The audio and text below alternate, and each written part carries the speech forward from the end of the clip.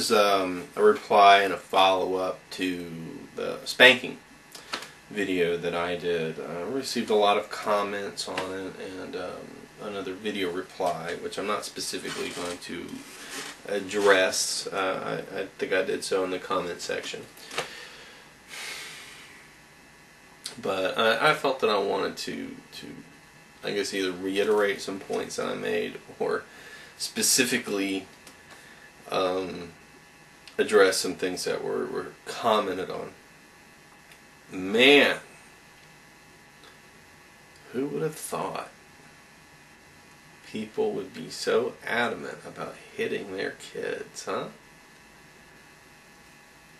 So you really need to hit your kids that badly? Huh. It's funny, I'm disabled. I'm in this, you can't really see it, but I'm in this wheelchair. I've got a 4-year-old, very hyperactive boy, and I don't hit him. I don't need to hit him, because I use this, and I use this. Here, I'm gonna look at some things that you said. The Mighty Lex says, "I'm totally for spanking. Children are little animals." Okay, you know, it's true. It's true. I liken it to a lioness snarl to a cub. Well, actually, Lex, Mighty, I guess, the Mighty, a snarl is not a spanking. If the lioness knocked the shit out of her cub, then it would be liken it to a spanking. And you know, we are all animals, Lex, and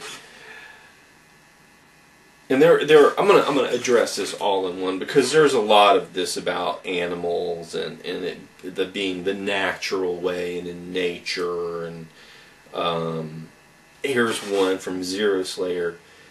Animals in the wild kill each other, and that's acceptable. Does it mean we are being animals? Can we kill each other, and would that be acceptable? I'm referring to executions either. I'm talking about murder. And it goes on, and it's a really great support. And Lex says, the Mighty Lex says, animals do not go willy-nilly about killing each other. Here, I'll try a different tactic.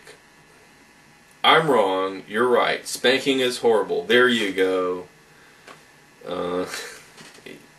It's ad hominem attacks are sort of normal for him. I wish I could find something a little better, but he does a lot of ad hominem and a lot of straw man. I wish I could find something a little better.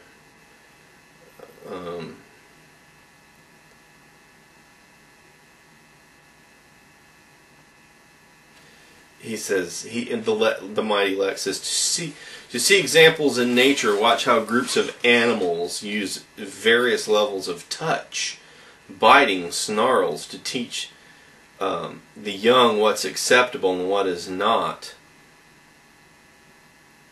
I'm sorry you got a bad deal, referring to an earlier comment, but it does not change the facts that the carrot and stick method works in most cases.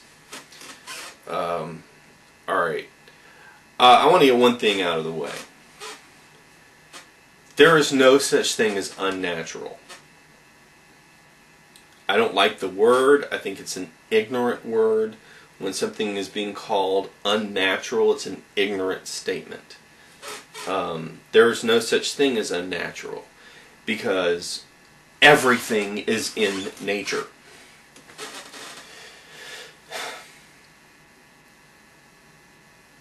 And I get a lot. I'm not just gonna, I'm just gonna read that. It would be a waste of time to read more. That was actually pretty much a waste of time.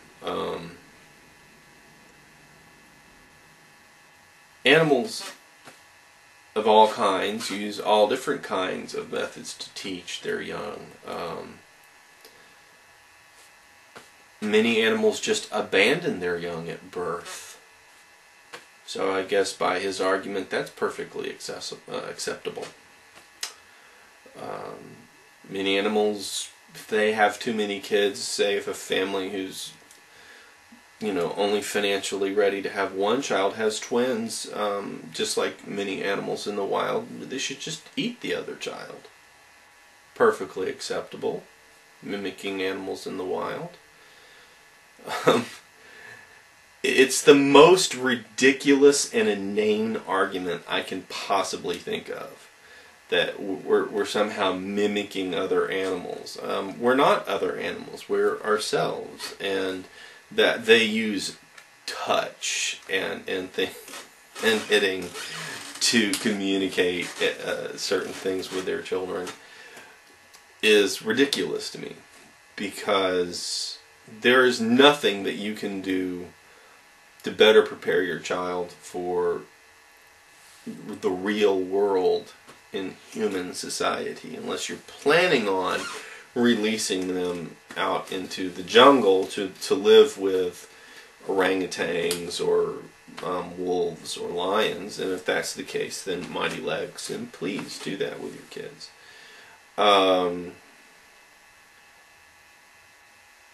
The best thing you can possibly do is teach them to deal with difficult situations without violence. And the only thing you are teaching a child by hitting it is that violence is a solution to a problem, is a way to get across your point. You're showing them by example, and that is the only thing that teaches them. Now, if you choose later to explain that something they did was wrong and why it was wrong, that's separate. That's a separate lesson. But hitting them is just teaching them that the hitting is correct, and that someone bigger than you is able to hit you and should, because that's what they want to do. Somebody did make a comment that it perfectly illustrates something that I thought was, they eloquently stated something that I thought was great, the child running into the road and then being spanked, because it is a very common argument among the spanking discussions. And you know what it does say to the kid? It says to them, "I'm so glad you're alive, so I can hit you now." That's all it says. That's the only thing it says. Because there's nothing in that it illustrates don't go into the road. It doesn't explain to them that they shouldn't go into the road. You have to tell them that. You have to show them that the road is dangerous, and that there are cars going on the road, and what happens. A good way of doing it is running over a watermelon to illustrate what happens. This is your head. Don't go on the road.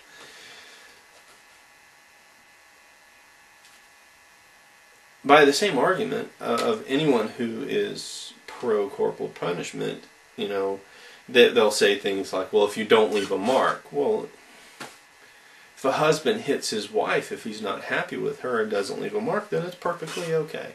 Perfectly acceptable.